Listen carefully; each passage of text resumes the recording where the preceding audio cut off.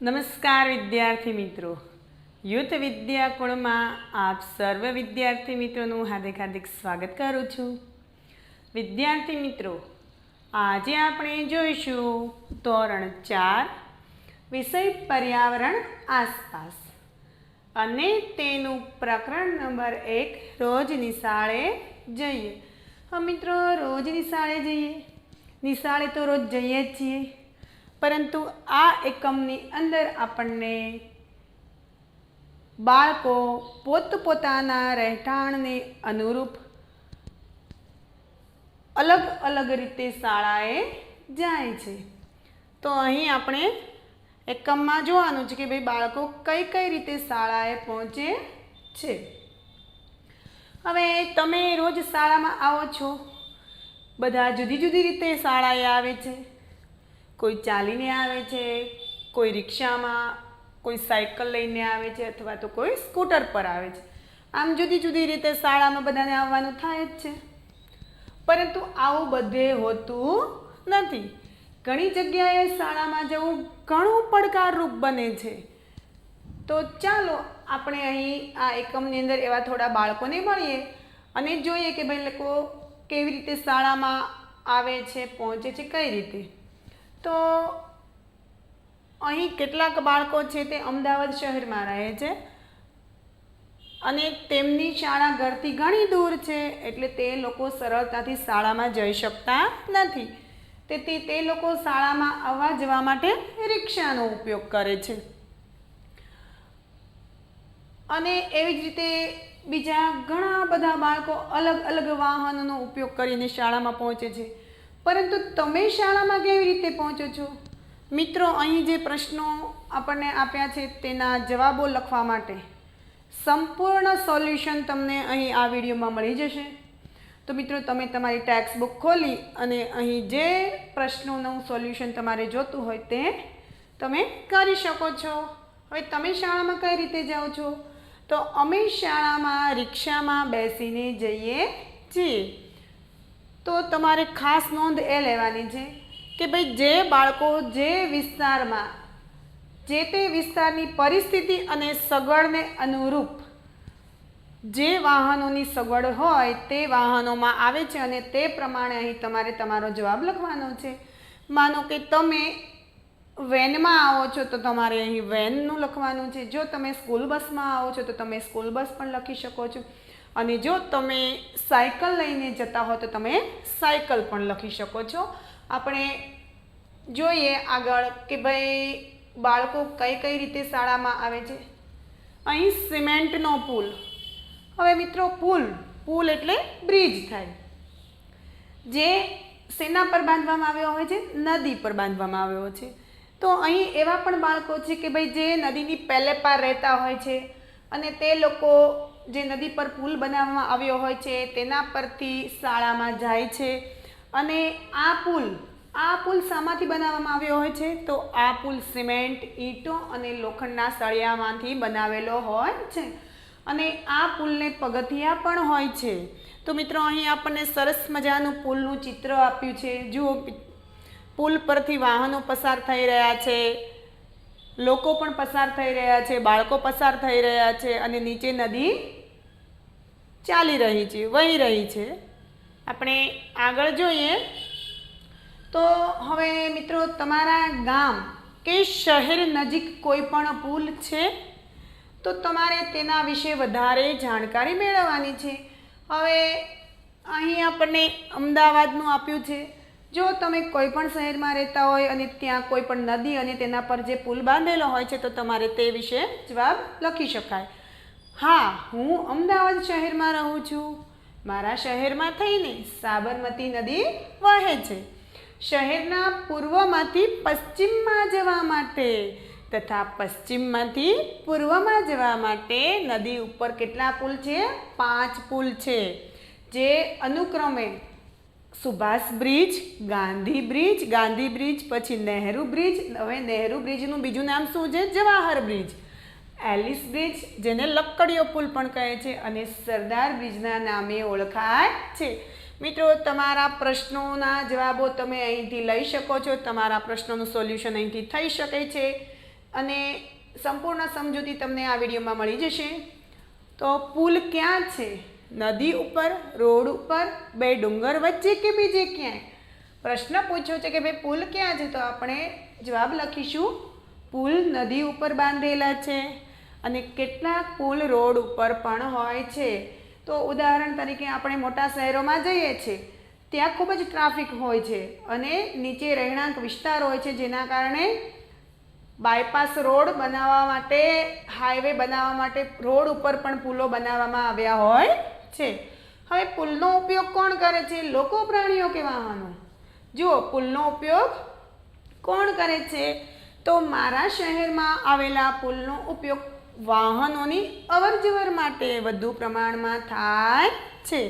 કેટલાક લોકો ચાલીને પણ પુલ ઉપરથી જતા હોય છે. હવે મોટા અને ભારે વાહનો વહેલા સવારે કે મોડી રાત્રિના સમયે પુલનો ઉપયોગ કરે છે. મોટા અને ભારે વાહનો જેવા કે ટ્રક, ટેમ્પા, બસ, આ બધા વાહનોને પુલ પરથી ક્યારે જવા માટેની પરમિશન હોય છે? તો વહેલી સવારે અથવા તો મોડી રાત્રિના સમયે. આપણે આગળ જોઈએ તો આ પુલ બનાવવા માટે કઈ કઈ વસ્તુઓનો ઉપયોગ થયો છે તેની યાદી આપણે અહીં બનાવવાની છે મિત્રો. તો આ પુલ બનાવવા માટે આરસીસીના મોટા સ્લેબ, સિમેન્ટ, ઈંટો, લોખંડના સળિયા અને લાકડાનો ઉપયોગ થયો છે. આગળ આપણે જોઈએ મિત્રો, તો તમારી નોટબુકની અંદર તમારે શું કરવાનું છે મિત્રો? તમારે પુલનું ચિત્ર બનાવવાનું છે. અને હા મિત્રો, એ પુલ પરથી પસાર થતી આગગાડી એટલે કે ટ્રેન, વાહનો, પ્રાણીઓ અને લોકોને દોરવાનું ભૂલતા નહીં. તો મિત્રો, અહીં મેં એક પુલનું ચિત્ર દોરેલું છે અને તેના પરથી ટ્રેન પસાર થઈ રહી છે એવું ચિત્ર દોર્યું છે. અહીં તમે લોકો અને પ્રાણીઓ, વાહનો પણ દોરી શકો છો અને આ રીતે તમે પુલનું ચિત્ર દોરી શકો છો મિત્રો. તમને જે રીતે આવડતું હોય તે રીતે તમારે દોરવાનું છે. આનાથી સહેલું પણ તમને આવડતું હશે અને આનાથી ખૂબ જ સરસ પણ તમને આવડતું હશે. આપણે આગળ જોઈએ. હવે મિત્રો જુઓ, જો પુલ ન હોત તો કેવી મુશ્કેલી પડે? મિત્રો, પુલ ન હોય તો આપણને કેવી મુશ્કેલી પડે તે અહીં આપણે લખવાનું છે. હવે ચાલો આપણે બીજા રસ્તાઓ શોધી કાઢીએ કે ભાઈ જેના દ્વારા બાળકો શાળાએ જાય છે. તો એ પણ આપણે શોધીશું. હવે જુઓ, અહીં આપણને પૂછ્યું છે કે ભાઈ જો પુલ ન હોત તો કેવી મુશ્કેલી પડે તે કહો. તો જો પુલ ન હોત તો બધા જ લોકોને નદીની પાર કરવામાં, નદીને પાર કરવામાં ઘણી જ મુશ્કેલી પડત અને તેનો સામનો કરવો પડે. બધા લોકોએ નાવથી એટલે કે હોડીથી નદી પાર કરવી પડે, જેમાં સમય પણ વધુ લાગે. ચોમાસામાં તેમજ નદીમાં પૂર આવે ત્યારે નદી પાર કરી શકાય નહીં. આથી અવર જવર કરવી મુશ્કેલ બની જાય. વળી પ્રાણીઓ અને સામાનની હેરફેર માટે મુશ્કેલી ઊભી થાય. લોકોને જીવન જરૂરિયાતની ચીજો મેળવવામાં પણ ખૂબ મુશ્કેલી પડે છે. જો પુલ ન હોય તો આવી બધી મુશ્કેલીઓનો આપણે સામનો કરવો પડે. હવે બીજા બાળકો કઈ કઈ રીતે શાળાએ જાય છે તે આપણે જોઈએ. તો મિત્રો, કેટલાક બાળકો જે વિસ્તારમાં રહેતા હોય છે ત્યાં આજુબાજુમાં પાણી હોય છે. તો એવો જ અહીં આપણને એક વિસ્તાર બતાવ્યો છે જે ગુજરાતની અંદર આવેલો છે, બેટ દ્વારકા. હવે ગુજરાતના આવા ઘણા વિસ્તારો છે કે ભાઈ જ્યાં પાણી હોવાથી લોકો શું કરે છે? હોડીનો ઉપયોગ કરે છે. અને આવા વિસ્તારમાં રહેનારા બાળકો શું કરે છે? શાળાએ જવા માટે પણ હોડીનો ઉપયોગ કરે છે. તો બેટ દ્વારકા પણ આ એક આવો જ વિસ્તાર છે જે ગુજરાતની અંદર આવેલો છે. તો અહીં આપણને આપ્યું છે ગુજરાતમાં કેટલાક વિસ્તારો પાણીમાં હોવાથી હોડીનો ઉપયોગ થાય છે. અમે આવા વિસ્તારમાં રહીએ છીએ, શાળાએ જવા હોડીનો ઉપયોગ કરીએ છીએ અને બેટ દ્વારકા પણ આવો જ એક વિસ્તાર છે. તો મિત્રો, હોડીનો ઉપયોગ કઈ રીતે થાય છે જે અહીં આપણને સરસ મજાનું ચિત્ર આપ્યું છે. જુઓ કઈ રીતે હોડી ચલાવી રહ્યા છે. આપણે આગળ જોઈએ. તો આગળ આપણને પ્રશ્ન પૂછ્યો છે કે ભાઈ શું તમે હોડીમાં બેઠા છો? તો તમને કેવો અનુભવ થયો હતો? તો અહીં તમારે લખવાનું છે, જો તમે હોડીમાં બેઠા હોય તો હા, અને તમને જે અનુભવ થયો હોય, તમે શાળામાંથી પ્રવાસમાં ગયા હોય અથવા તો પરિવાર સાથે ફરવા ગયા હોય ત્યારે તમે બેઠા હોય તો તમારે તેનો અનુભવ લખવાનો છે. અહીં આપણે જવાબ લખ્યો છે, હા, અમારી શાળામાંથી અમે કબીરવડના પ્રવાસે ગયા હતા. ત્યારે કબીરવડ જવા માટે અમે હોડીમાં બેસીને ગયા હતા. હોડીમાં બેસવાના પ્રથમ અનુભવથી અમે રોમાંચક આનંદ અનુભવતા હતા. નર્મદા નદીમાંથી અમારી હોડી કબીરવડ પહોંચી હતી. વચ્ચે નદીના પાણીના પ્રવાહથી અમારી હોડી હાલક ડોલક થતી હતી. અમને થોડો ગભરાટ પણ થયો, પરંતુ એકંદરે ખૂબ જ મજા આવી હતી. તો હવે આપણે જોઈએ કે ભાઈ મિત્રો, શું તમે બીજી કોઈ રીત વિચારી શકો છો જેના દ્વારા આપણે પાણી પર મુસાફરી કરી શકીએ? તો હા, પાણી પર મુસાફરી કરવા માટે અહીં નીચે જે મુદ્દાઓ આપ્યા છે તે આપણે વિચારી શકીએ. તો આપણે હોડી ઉપરાંત પાણીમાં તરીને હવા ભરેલી રબરની મોટી જે ટ્યુબ આવે છે, જે સ્વિમિંગ પુલમાં પણ લોકો ઉપયોગમાં લે છે, તેના દ્વારા, પછી તરાપા દ્વારા કે નાવ દ્વારા, પછી સમુદ્રમાં કે મોટી નદીઓમાં બોટ, વહાણ કે સ્ટીમ લોન્ચ દ્વારા, સ્ટીમર દ્વારા અને હોવરક્રાફ્ટ દ્વારા પણ આપણે પાણી પર મુસાફરી કરી શકીએ છીએ. આપણે આગળ જોઈએ મિત્રો. હવે મિત્રો, કેટલાક બાળકો એવા વિસ્તારોમાં પણ રહેતા હોય છે કે જ્યાં આજુબાજુમાં રણ હોય છે. અને મિત્રો, રણ પ્રદેશનો રસ્તો કેવો હોય છે? રેતીયાળ રસ્તો હોય છે, રેતી હોય છે, ચારે બાજુ રેતી જ હોય છે. અને એવા લોકો કયા વાહનમાં શાળાએ પહોંચે છે તે આપણે અહીં જોઈએ. તો અમે રણમાં રહીએ છીએ, બધી બાજુ રેતી જ રેતી. દિવસે ખૂબ ગરમ થાય છે. રેતી હોય છે તે સૂર્યના તાપથી, પ્રકાશથી ખૂબ ગરમ થાય છે. અને આ લોકો શાળાએ જવા માટે ઊંટગાડીનો ઉપયોગ કરે છે. તે લોકો ઊંટગાડીની સવારી કરે છે. તો અહીં આપણે રણની જે રેતી હોય છે તેનું આપણે ચિત્ર જોઈએ છીએ. તો આ રીતે રણ પ્રદેશમાં રેતી હોય છે અને તેમાં ઊંટ ચાલી શકે છે. અને રણ પ્રદેશમાં રહેતા બાળકો શાળામાં ઊંટગાડીમાં બેસી અને આ રીતે શાળામાં જાય છે. આપણે આગળ જોઈએ તો કેટલાક બાળકો ગામડામાં પણ રહેતા હોય છે. હવે ગામડામાં બાળકોને શાળા દૂર હોય તો શાનો ઉપયોગ કરી અને શાળાએ પહોંચે છે? તો ગામડાના બાળકો શાળામાં બળદગાડામાં પણ જાય છે. હવે આપણે એ પણ જોઈએ કે ભાઈ, અમે ગામડામાં રહીએ છીએ, અમારા બળદગાડામાં બેસીને લીલાછમ ખેતરો વચ્ચેથી ધીમે ધીમે શાળાએ જઈએ છીએ. જો ખૂબ તડકો અથવા વરસાદ હોય તો છત્રીનો ઉપયોગ પણ કરીએ છીએ.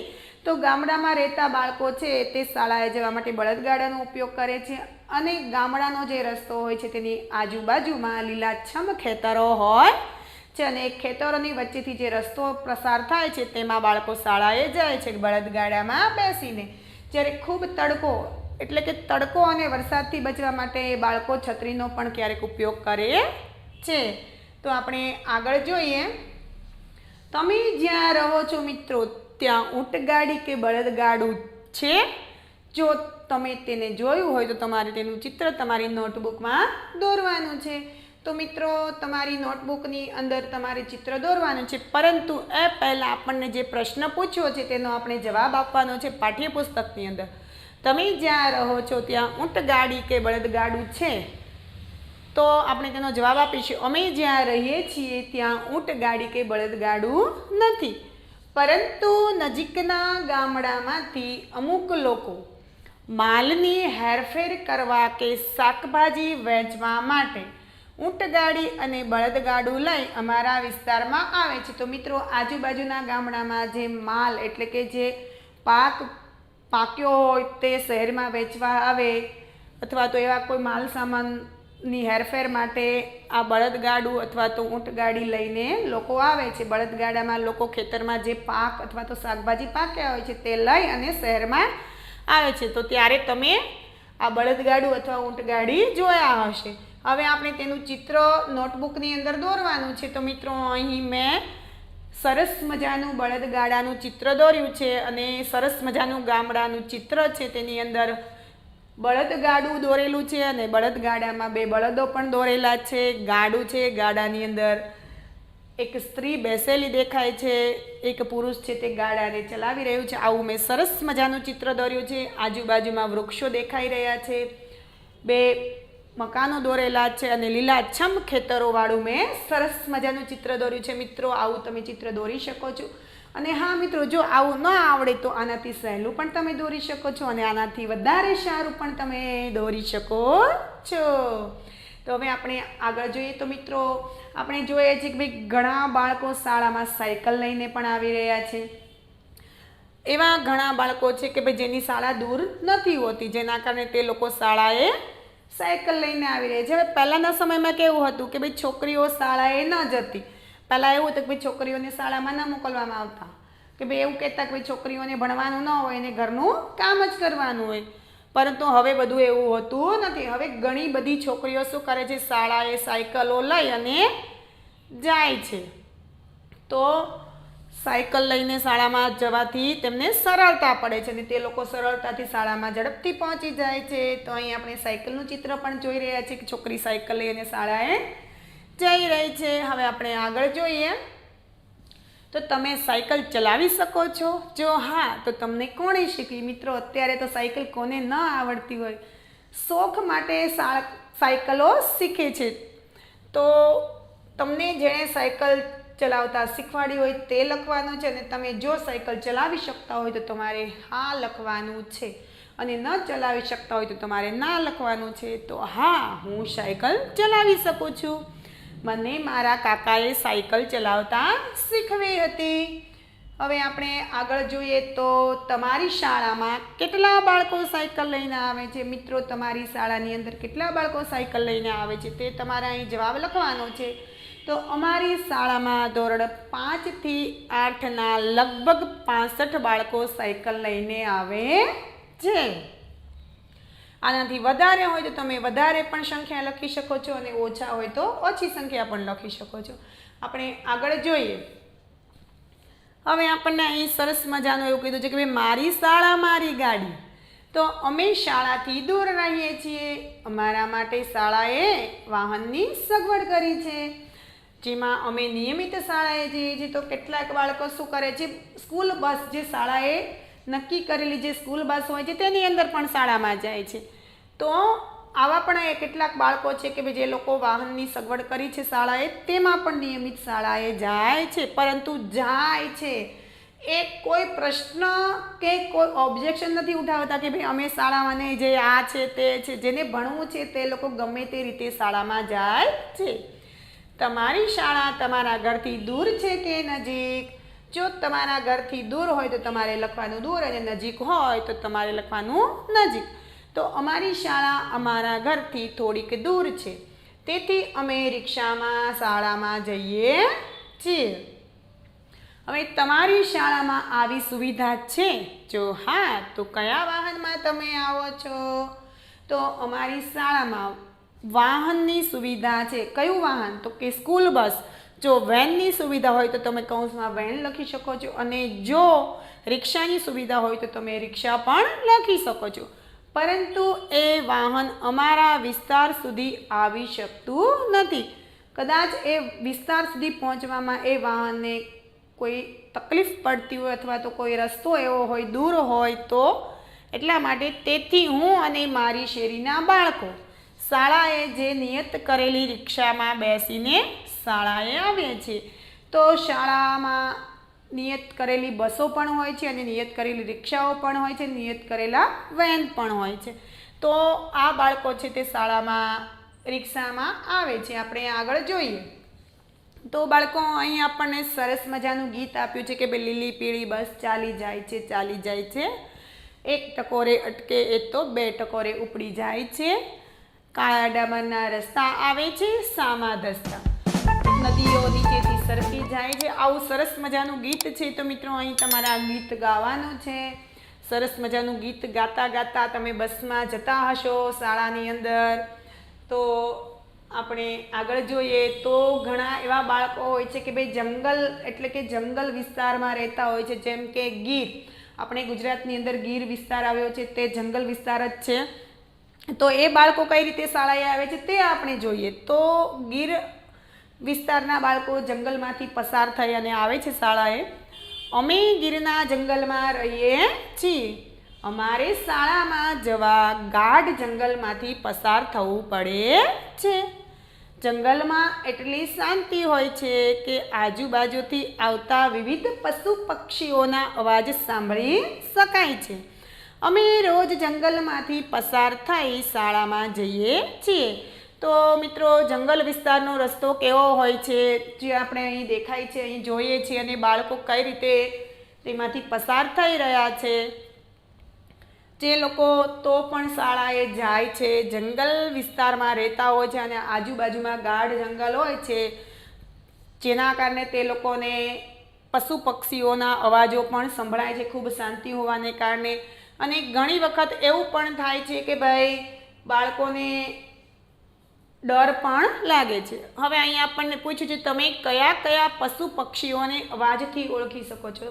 તો મિત્રો, આપણે એવા ઘણા પશુ પક્ષીઓ છે કે ભાઈ જેને અવાજથી ઓળખી શકીએ છીએ, જેમ કે બકરી, ગાય, પછી ભેંસ, કાગડો, કબૂતર, મોર, બિલાડી, પછી કૂતરો છે, પોપટ છે, ચકલી છે. આ બધા પશુ પક્ષીઓને આપણે અવાજથી ઓળખી શકીએ છીએ. જેમ કે આ લોકો આપણા રહેણાંક વિસ્તારની આજુબાજુમાં પણ આપણને જોવા મળે છે, જેથી આપણે તેનો અવાજ સાંભળેલો હોય છે. હવે આપણે આગળ જોઈએ મિત્રો, તો જંગલમાંથી પસાર થતાં શીશી કાળજી રાખશો. હવે જે ગાઢ જંગલ વિસ્તારમાં રહે છે તે બાળકો જ્યારે જંગલમાંથી પસાર થાય છે ત્યારે શું કાળજી રાખે છે તેના વિશે આપણને અહીંયા પૂછ્યું છે. આપણે તેનો જવાબ આપીશું કે ભાઈ જંગલમાંથી પસાર થતાં ઘણી બધી કાળજી રાખવી પડે છે. જેવી કે જંગલમાં ઘણા પ્રાણીઓ રહેતા હોય છે. આ પ્રાણીઓ આપણા પર હુમલો પણ કરી શકે છે, તેથી આપણે સાવચેત રહેવું જોઈએ. પછી જંગલમાં રસ્તા કેવા હોય છે? આડાહવળા હોય છે, ઊંચા નીચા અને ખાડા ટેકરાવાળા, તેમજ ગાઢ વૃક્ષોની વચ્ચે થઈને જતા હોય છે, એટલે આપણે સંભાળીને ચાલવું જોઈએ. પછી જંગલમાં ગમે તેવા ફળ જોઈને તેને ખાવા જોઈએ નહીં. આ તો આપણે ફળ જોઈને આપણને ખાવાનું મન થઈ જાય એવું ના કરવું જોઈએ, કેમ કે તે ફળો ઝેરી પણ હોય છે. જંગલમાંથી પસાર થતાં સાપ, વીંછી અને અન્ય ઝેરી જીવજંતુઓથી પણ સંભાળવું જોઈએ. આમ જંગલમાંથી પસાર થતાં આજુબાજુ જોઈને ચાલવું જોઈએ અને સાવધાન રહેવું જોઈએ. તો મિત્રો, જંગલમાંથી પસાર થતાં આપણે આ કાળજી રાખવી જોઈએ, એ ખાસ યાદ રાખવાનું છે. આપણે આગળ જોઈએ તો કેટલાક બાળકો ડુંગરની ટેકરીઓ ઉપર પણ રહેતા હોય છે, જેના કારણે તેમનો રસ્તો કેવો હોય છે? પથરાળ રસ્તો હોય છે. તો અહીં પણ એવા બાળકો છે કે જે ડુંગરની ટેકરી પર રહે છે અને તેઓ પથરાળ રસ્તા પરથી પસાર થાય છે. તો અમે ડુંગરની ટેકરીઓ પર રહીએ છીએ. રસ્તાઓ પથરાળ અને આડાઅવળા છે. બીજા માટે આ રસ્તાઓ કેવા હોય છે? મુશ્કેલ ભર્યા લાગે છે, પરંતુ અમે સરળતાથી ઉપર નીચે જઈ શકીએ છીએ. શાળાએ જવા આવવા માટે આવા રસ્તાનો ઉપયોગ કરીએ છીએ. હવે આ બાળકો હોય છે તે લોકોને આ રસ્તો ખૂબ સરળ જ લાગે છે, કેમ કે તે લોકોને રોજે આવવા જવા માટે આવા જ રસ્તાનો ઉપયોગ કરવાનો હોય છે. તો અહીં આપણને પથરાળ રસ્તો દેખાઈ રહ્યો છે અને બાળકો શાળાએ જઈ રહ્યા છે. હવે આપણે આગળ જોઈએ કે ભાઈ એવા હજી ઘણા બાળકો છે જે અલગ અલગ જગ્યાએ રહેતા હોય છે અને અલગ અલગ વાહનોનો ઉપયોગ કરતા હોય છે. તો અહીં આપણને એક નિધિ નામની છોકરીના વિશે વાત કરી છે, જે 4થા ધોરણમાં ભણે છે અને જે બીજા બાળકોની જેમ સરળતાથી ચાલી શકતી નથી અને કામ પણ કરી શકતી નથી. શું કામ? કેમ કે તેના પગમાં જન્મથી જ કામ કરતા નથી તેના પગ, અને પહેલાં શાળામાં જવામાં તેને ખૂબ તકલીફ પડતી હતી. હવે અને તેની મમ્મી તેને ઉંચકીને શાળાએ મૂકવા જતી હતી, પરંતુ હવે તે જાતે જ શાળાએ જાય છે અને તેને 2 પૈડાવાળી ખુરશી આપવામાં આવી છે. 2 પૈડાવાળી ખુરશીને શું કહેવાય છે મિત્રો? વ્હીલચેર, જે તેને આપવામાં આવી છે અને તેના દ્વારા તે નિયમિત શાળાએ જાય છે. તો આ જે નિધિ છે તેને જન્મથી જ પગની તકલીફ એટલે કે પોલિયો છે, જેના કારણે અપંગ પોલિયો હોય અથવા તો અપંગ હોય તે લોકો આવા વ્હીલચેરનો ઉપયોગ કરે છે. હવે આપણે જોઈએ તો આગળ જે લોકોને શારીરિક ખામી હોય છે તેમને કેવી તકલીફ પડતી હોય છે. તો શારીરિક ખામીવાળા લોકો કયા કયા હોય છે? તો અપંગ, અંધ, મૂકબધિર, આવા બધા લોકોને શારીરિક ખામીવાળા લોકો કહેવાય છે. હવે અપંગ, તો અપંગ લોકોને કેવી તકલીફ પડતી હોય છે? તો ગમે ત્યાં જવા આવવા માટે તે લોકો સ્વતંત્ર રીતે જઈ શકતા નથી, તેથી અન્ય લોકોનો તેને સહારો લેવો પડે અથવા તો વ્હીલચેર કે ઘોડી દ્વારા જવું પડે છે. બસ કે અન્ય વાહનમાં મુસાફરી કરવામાં પણ તેમને તકલીફ પડે છે અને લાંબી મુસાફરી કરવી તેમના માટે ખૂબ કષ્ટદાયક છે અને કષ્ટદાયક લાગે છે. હવે પછી બીજી શારીરિક ખામી તો અંધ.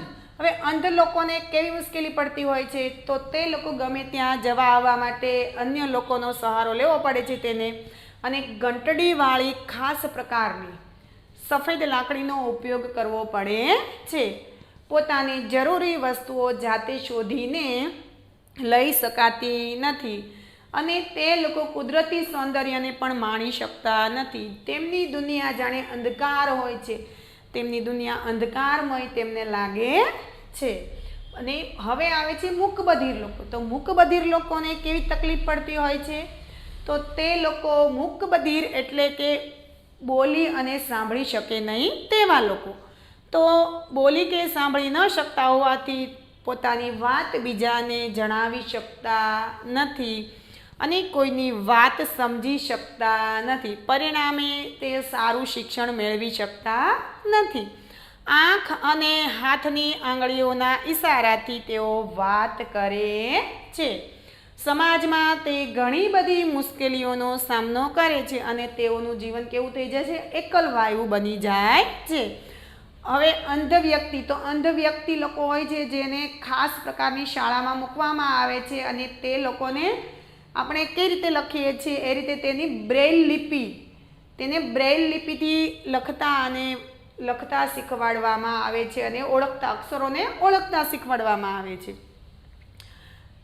હવે આપણે આગળ જોઈએ તો ગુજરાત સિવાય અન્ય એવા રાજ્યો છે કે ભાઈ જ્યાં રસ્તાઓ છે, એ રાજ્યોમાં એવા રસ્તાઓ છે કે જે આપણે ત્યાં નથી.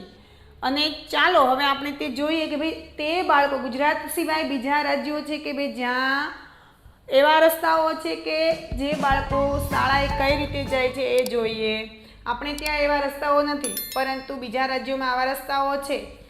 તો મિત્રો આ ચિત્ર તમે ઓળખતા જ હશો. શાનું ચિત્ર છે? રોપવેનું, જેને શું કહેવાય છે? ઉડન ખટોલા. હવે ઘણી જગ્યાએ આવા વિસ્તારો આવેલા છે.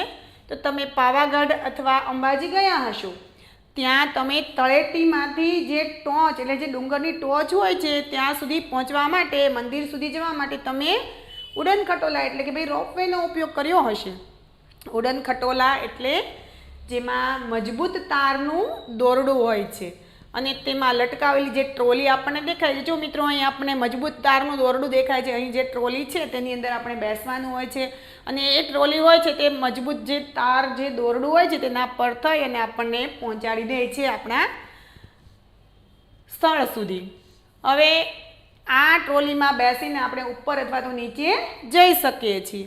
આ અંગેની આપણે વધુ માહિતી મેળવીશું. તો મિત્રો આવા રોપવે આપણા ગુજરાતની અંદર સાપુતારા, જૂનાગઢની ગિરનાર તળેટીથી જૂનાગઢના ડુંગર જે ટોચ છે ત્યાં સુધી પહોંચવા માટે, પછી પાવાગઢ, આવા બધા જગ્યાએ આપણે જોયેલા જ છે. હવે આપણે આગળ જોઈએ મિત્રો તો કેટલાક રાજ્યોમાં નદી અથવા ખીણ, જે ડુંગરોની વચ્ચે જે નીચે ડુંગરોની નીચેથી જે આપણે ખીણ દેખાતી હોય છે ને એવી ખીણ, એ ખીણની સામેની બાજુ જોવા માટે આ પ્રકારનો માર્ગનો ઉપયોગ થાય છે. એટલે કે ભાઈ ખીણ જે હોય છે, ખીણ પસાર કરીને જવાનું હોય છે ત્યારે આવી રીતે રોપવેનો ઉપયોગ કરીને જાય છે. શાળાએ જતા બાળકો પણ આ વાહનનો ઉપયોગ કરે છે. તો આપણે આગળ જોઈએ કે ભાઈ આ સિવાય કેટલાક રાજ્યોમાં એવા છે કે ભાઈ જ્યાં ખૂબ જ વરસાદ હોય છે, જેમ કે અસમનું મેઘાલય, ત્યાં ખૂબ જ વરસાદ પડે છે. તો ત્યાં ખૂબ જ વરસાદ પડવાથી રસ્તાઓ શું હોય છે, પાણીથી ભરાઈ જાય છે. તેથી આ બાજુથી પહેલી બાજુ જવા માટે વાંસમાંથી પુલ બનાવાય છે. તો કેટલીક જગ્યાએ લાકડાના પાટિયા કે દોરડાનો પુલ બનાવી તેનો ઉપયોગ કરવામાં આવે છે. રસ્તામાં ગાઢ જંગલ, ખેતરો, નદીઓ, ડુંગરો કે રણ હોય તો કોઈ ફરક પડતો નથી. ગમે તેવા સંકટોને પાર કરીને આ બાળકો તો શાળાએ જાય જ છે અને નિયમિત જાય છે. અને કેવું કહે છે, શું કહે છે બાળકો કે અમે તો શાળાએ નિયમિત પહોંચીશું જ. તો આપણે પણ આ બાળકોની જેમ ગમે તેવા સંકટોને પાર કરીને પણ નિયમિત શાળાએ જવાનું છે. તો આપણે આગળ જોઈએ કે ભાઈ લાકડાના પાટિયામાંથી બનાવેલો પુલ કઈ રીતે હોય છે, જેનું ચિત્ર અહીં મેં તમને બતાવ્યું છે. મિત્રો હજી આગળ આપણે એક પુલ છે તે જોઈએ. તો જુઓ, અહીં પુલ બનાવેલો છે લાકડાના પાટિયાનો જ. આવી જ રીતે પુલોમાં પુલો પરથી ચાલીને બાળકો શાળાએ જાય છે. શું તમે તમારી શાળાના રસ્તે કોઈ મુશ્કેલી અનુભવી છે? તો આપણે લખવાનું છે કે ભાઈ ના, અમારા ઘરેથી શાળા સુધીનો રસ્તો પાકો હોવાથી કોઈ મુશ્કેલી અનુભવી નથી. જો દૂર હોય અને રસ્તો પાકો ન હોય તો કદાચ આપણે થોડી ઘણી મુશ્કેલીનો સામનો કરવો પડ્યો હોય. હવે અહીં જુઓ, ચાલો જુદી જુદી પરિસ્થિતિમાં ચાલતા શીખીએ. એટલે કે ભાઈ જુદા જુદા રસ્તાઓ પર આપણે ચાલતા શીખીએ. તમારા મિત્રો સાથે તમે ખુલ્લા મેદાનમાં જાઓ અને નીચેની પરિસ્થિતિમાં ચાલવાનો વિનય કરો. તો મિત્રો સાથે તમારે મેદાનમાં જવાનું છે અને હવે તમારે કેવી પરિસ્થિતિમાં ચાલવાનો અભિનય કરવાનો છે. તો મેદાન જે સીધું, નરમ અને સુવાળું હોય તેમાં તમે કઈ રીતે ચાલો છો તેનો અભિનય કરવાનો છે. પછી કાંટાઓથી છવાયેલું કાંટાળો રસ્તો હોય તેમાં કઈ રીતે ચાલો તેનો અભિનય કરવાનો છે. પછી પથરાળ અને આડોઅવળો રસ્તો હોય છે તેમાં જે રીતે ચાલી શકાય તેવો અભિનય કરવાનો છે. અને રેતીનું રણ હોય અને રેતી ગરમ હોય તેમાં ચાલવાનો અભિનય પણ તમારે કરવાનો છે. આવી જુદી જુદી પરિસ્થિતિમાં તમે ચાલતા શીખો તેના માટે તમને અહીં આવો અભિનય કરવાનું કહ્યું છે. તો આપણે આગળ જોઈએ. હવે આ એકમમાં બાળકો કેવા વાહનો અને રસ્તાઓનો ઉપયોગ કરીને શાળામાં જાય છે તે આપણે અહીં લખવાનું છે. તો આપણે જોયું કે ભાઈ આ એકમમાં બાળકો રિક્ષા દ્વારા શાળાએ જાય છે, સાયકલ ચલાવીને શાળાએ જાય છે, પછી શાળામાં પોતાના વાહન એટલે કે ભાઈ શાળાનું જે પોતાનું નિયત કરેલું વાહન કે સ્કૂલ બસ અથવા તો વેન હોય છે તેમાં પણ જાય છે. પછી ઊંટ ગાડી કે બળદગાડામાં સવારી કરીને શાળાએ જાય છે, હોડીનો ઉપયોગ કરીને શાળાએ જાય છે, પછી વ્હીલચેરમાં બેસીને શાળાએ જાય છે, અને ઉડન ખટોલા એટલે કે ભાઈ રોપવે જેવી તારના દોરડાથી લટકાવેલી ટ્રોલીમાં બેસીને પણ શાળાએ જાય છે. તો આ એકમની અંદર આપણે જોયું કે બાળકો અલગ અલગ રીતે અલગ અલગ પરિસ્થિતિનો સામનો કરીને પણ શાળાએ તો પહોંચે જ છે. તો મિત્રો આપણે પણ આ બાળકોની જેમ અલગ અલગ પરિસ્થિતિ ગમે ત્યારે ગમે તેવું સંકટ હોય તો તેને પસાર કરીને પણ શાળાએ આપણે પહોંચવાનું છે અને રજાઓ પાડવાની નથી. મિત્રો જો વિડીયો પસંદ આવ્યો હોય તો લાઈક, શેર અને સબસ્ક્રાઈબ કરવાનું ભૂલતા નહીં. Thank you. જય હિન્દ, જય ભારત.